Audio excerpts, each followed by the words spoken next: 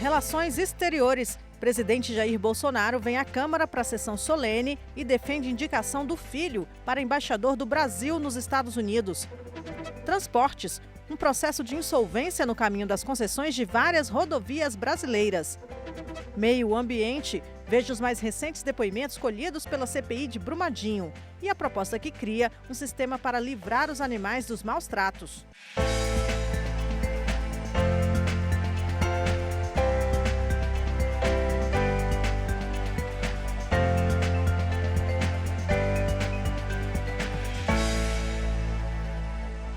O presidente Jair Bolsonaro participa na Câmara de sessão solene. Foi uma homenagem ao Comando de Operações Especiais do Exército. O Comando de Operações Especiais do Exército, sediado em Goiânia, é subordinado ao Comando Militar do Planalto e integra a Força de Ação Rápida Estratégica do Exército. Isso faz com que ele possa participar de operações em todos os comandos militares de área. O Comando de Operações Especiais teve uma importante participação na MINUSTAH, a missão de paz no Haiti, juntamente com os comandos anfíbios de fuzileiros da Marinha. Durante sessão solene, o presidente Jair Bolsonaro ressaltou a importância dessa unidade das Forças Armadas. Sabemos que em grande parte da missão de vocês, ninguém toma conhecimento. Melhor do que uma boa informação é saber como utilizá-la. Melhor que uma boa operação é ter meios pela dissuasão de que o inimigo não ouse nos afrontar. Meus parabéns e meu reconhecimento a todos vocês. Falar do Comando de Operações Especiais, ministro Jorge, é falar de entrega sincera, de abnegação própria, de obsessão inquebrantável pelo cumprimento da missão. Não é à toa que uma de suas figuras históricas mais relevantes, patrono das Forças Especiais, Antônio Dias Cardoso, é considerado um herói da pátria, tendo seu valor reconhecido por meio da Lei 12701 de 2012, aprovada por este Parlamento. Dias Cardoso lutou bravamente no século XVII para expulsar o invasor holandês. O presidente Jair Bolsonaro aproveitou para falar sobre os desafios que o Brasil enfrenta atualmente. Temos um problema pela frente. Estamos resolvendo juntamente com parlamentares. O Brasil precisa de uma quimioterapia para que ele não pereça. Estamos fazendo juntos essa quimioterapia. Alguns pouquíssimos ainda reagem, mas serão convencidos pelo povo e pela maioria dessa casa. O que eu mais quero é colocar o Brasil no local de destaque que ele merece no cenário mundial. O presidente da República também voltou a falar sobre a possível indicação de seu filho, o deputado Eduardo Bolsonaro, para a Embaixada do Brasil em Washington. Por vezes, temos tomado decisões que não agradam a todos, com a possibilidade de indicar para a Embaixada dos Estados Unidos um filho meu, tão criticado pela mídia. Se está sendo criticado, é sinal que é a pessoa adequada.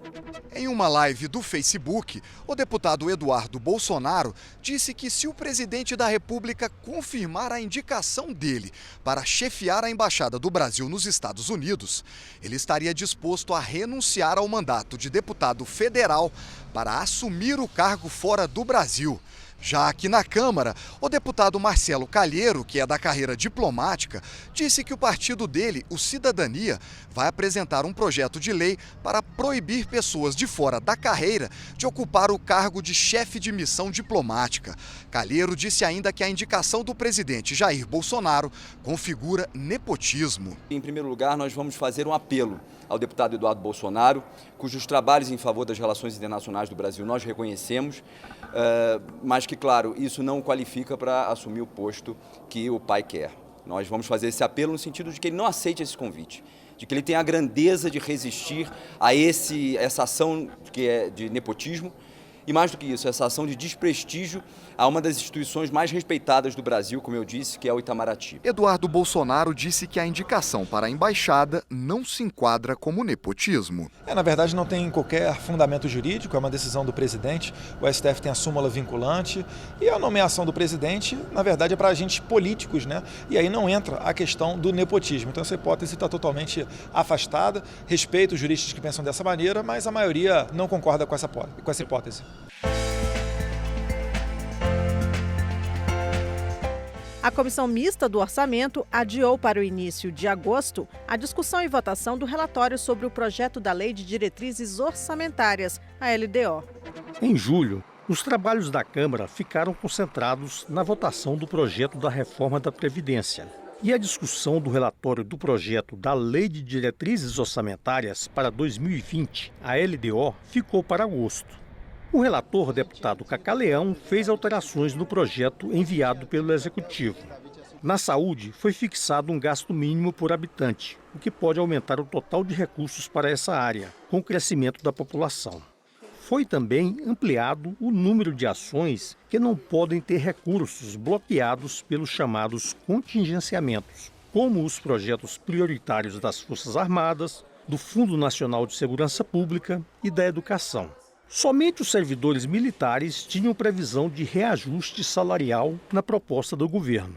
O relator incluiu autorização para dar reajuste também aos servidores civis. O fundo público que financia as despesas com a eleição também ganhou mais recursos. A previsão é gastar até 3 bilhões e 700 milhões de reais na campanha de 2020 para prefeitos e vereadores. O texto veio bastante enxuto, né, do governo federal e a gente acabou tendo que escrever alguns capítulos que não estavam, a questão das prioridades e metas, a questão do financiamento eleitoral. Então a gente fez alguns acréscimos, mas eu acredito que o texto ele vai ser aprovado de consenso aqui, tanto no plenário da comissão quanto no plenário do Congresso Nacional.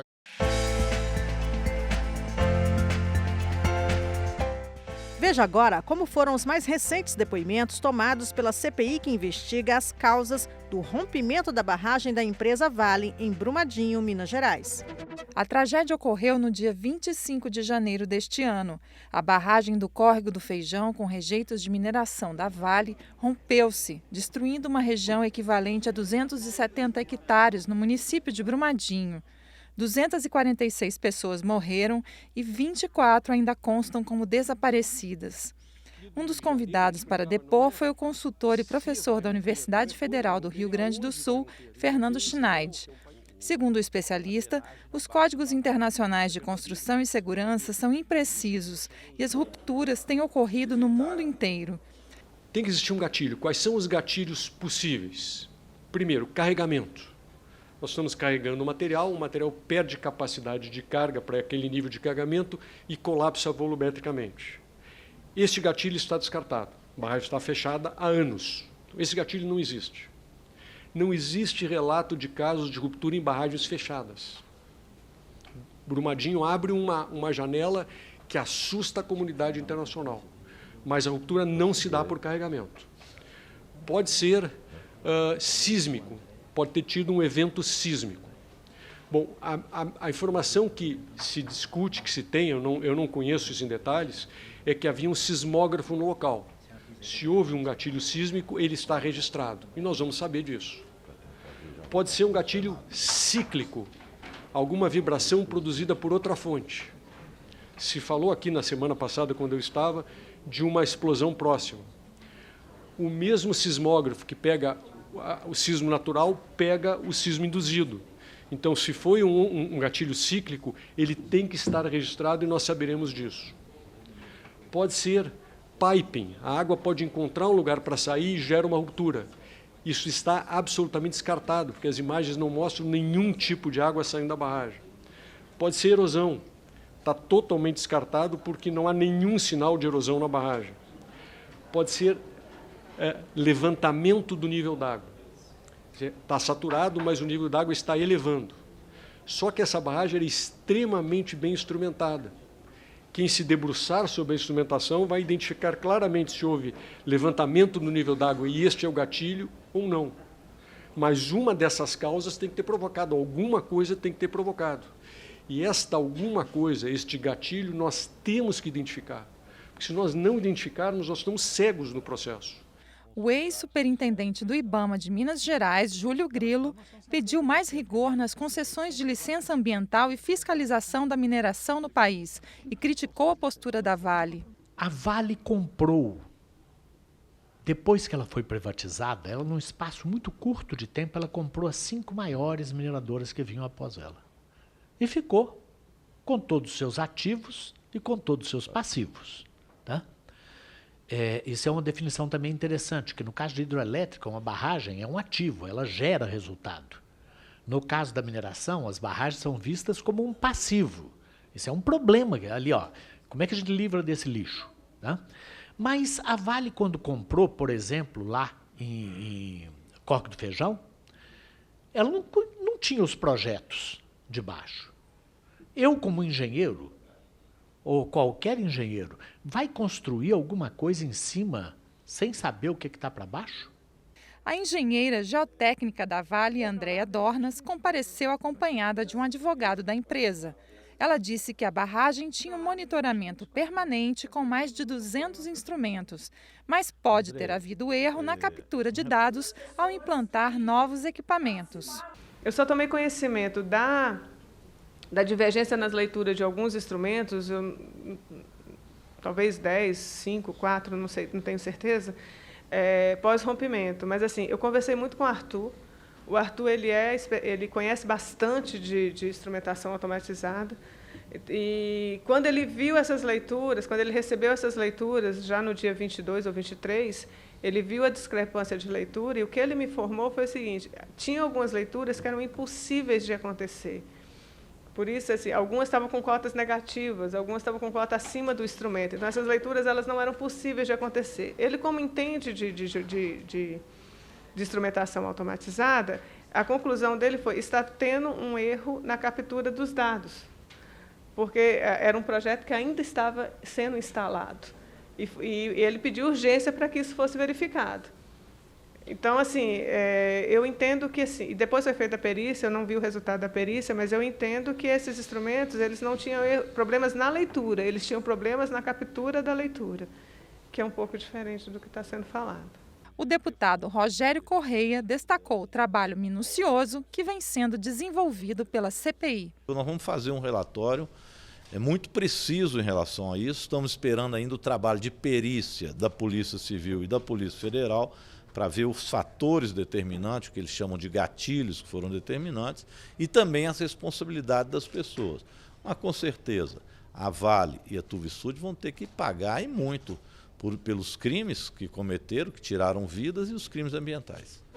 A Comissão de Meio Ambiente e Desenvolvimento Sustentável aprovou a criação do Sistema Federal de Proteção Animal, o CIFEPA, e a Delegacia Eletrônica de Proteção Animal, a DEPA. Também em análise está o Disque Denúncia, exclusivo para animais domésticos. O CIFEPA propõe a reunião de esforços da União, dos estados, do Distrito Federal e dos municípios para prevenir e repreender infrações criminais e administrativas contra animais. Já o DEPA pode ser acessado por meio de um portal eletrônico ou por dispositivo móvel, como aplicativos para tablets e celulares. Ela permite que um cidadão registre uma denúncia de agressão ou abandono de cães, gatos e aves, por exemplo, a qualquer momento. Para o relator, a proposta trará agilidade na apuração de relatos de infrações contra animais, como tráfico, comércio e criação ilegais, agressão e abandono, por exemplo. Cria um facilitador para quem quer fazer o boletim de ocorrência através de plataforma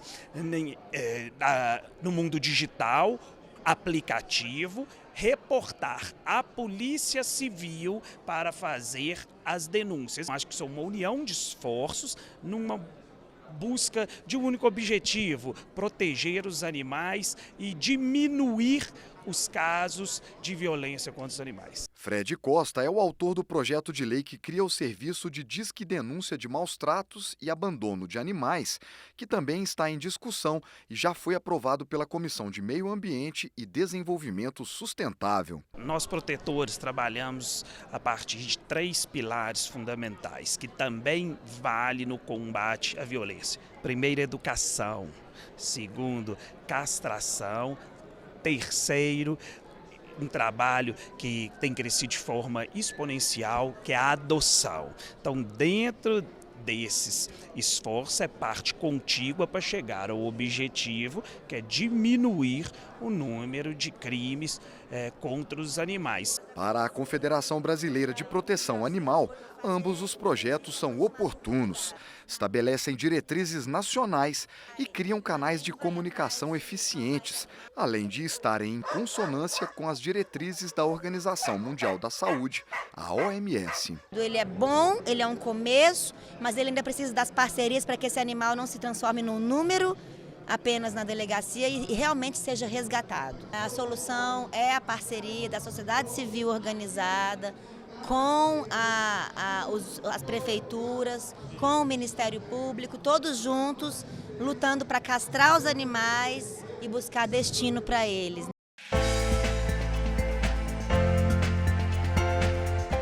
Concessão de rodovias em debate. Foi na Comissão de Fiscalização Financeira e Controle. O colegiado discutiu a insolvência da Consebra, a concessionária das estradas centrais do Brasil, responsável pela concessão de vários trechos de rodovias. A Consebra, maior concessionária da Agência Nacional de Transportes Terrestres, tem sob sua responsabilidade mais de 1.100 quilômetros de estradas das rodovias BR-60, BR-153 e BR-262 em Goiás, Minas Gerais e no Distrito Federal. Os trechos precisam de melhorias e duplicação. Alguns parecem estar em completo abandono. Um balanço feito pelo Tribunal de Contas da União revela que a Consebra deixou de cumprir 90% de suas obrigações. A insolvência da concessionária é fonte de preocupação para prefeitos, parlamentares e autoridades do setor de transportes. O papel da Câmara é fiscalizar e é próprio da Comissão de Fiscalização Financeira e Controle. Nós estamos fazendo o nosso papel, chamamos a audiência pública após algumas reuniões e não percebermos que teríamos êxito, chamamos a audiência pública para, junto com o TCU, nós termos o norte do que vamos fazer a partir de agora.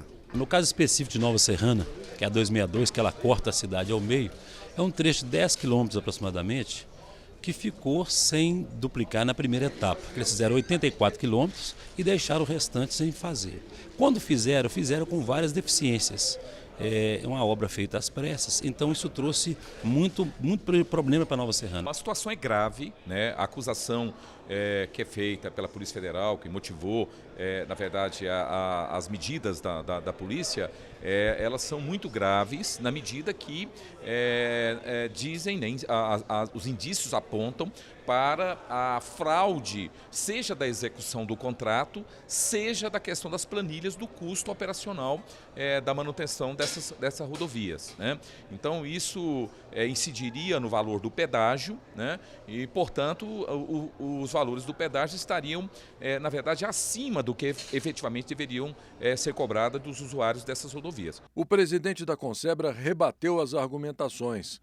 Odenir Sanches disse que a empresa não está insolvente e explicou que a raiz do problema está numa dificuldade de financiamento do BNDES. Nós estamos tentando manter a rodovia dentro de um padrão, certo, que eu não vou chamar bom, mas pelo menos satisfatório. Até porque se eu tivesse recapeado, eu não precisava fazer tapa-buraco, não teria nem manutenção praticamente, né? O pessoal, como é pedágio, todo mundo acha que se arrecada, e arrecada bastante. Só que se arrecada literalmente de balde e gasta de tambor o início da concessão. Há um desequilíbrio, ou seja, eu preciso fazer um investimento, eu arrecadei até hoje algo em torno de 1,7 bilhão, fiz de investimento quase 2 bilhões e 800, 2 bilhões, quase 3 bilhões.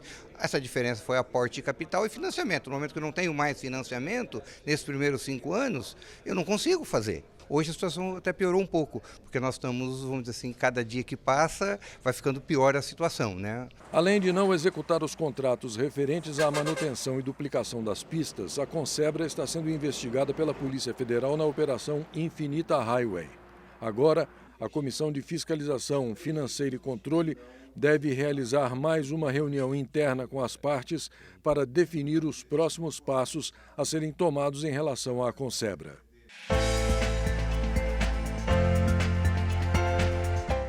As Santas Casas de Hospitais Filantrópicos são responsáveis por quase 55% de todos os atendimentos prestados pelo SUS.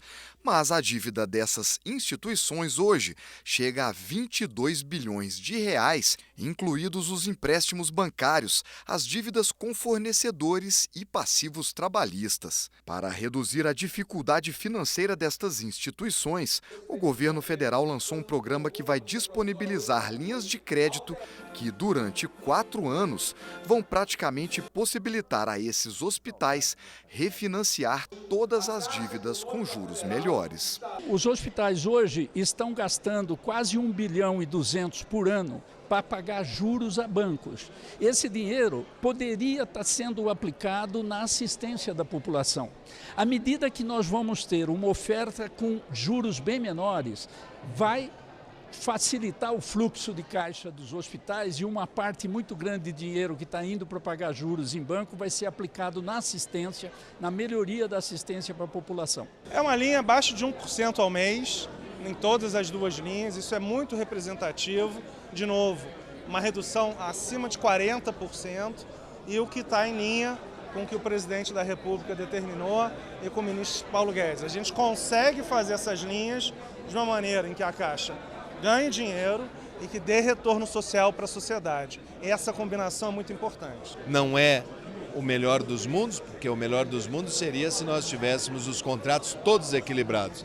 Mas, sem dúvida, é a maior oferta de crédito e ampliação até 120 meses para se alongar o perfil da dívida e diminuir o valor das parcelas, o que a gente acredita que vai dar um fôlego para o setor para a gente discutir um orçamento nessa casa esse ano mais realista para o setor hospitalar brasileiro. Este é o ato de hoje com a presença do ministro Luiz Henrique Mandetta, que fez questão de vir a esta casa, com a presença de senadores, deputados federais, santas casas e hospitais filantrópicos do Brasil inteiro. Então, realmente, a Câmara de Deputados está de parabéns, o Senado Federal, o Congresso Nacional, porque está fazendo valer a Casa do Povo e retornar das leis ações efetivas para a melhoria da qualidade de vida e da saúde da população brasileira.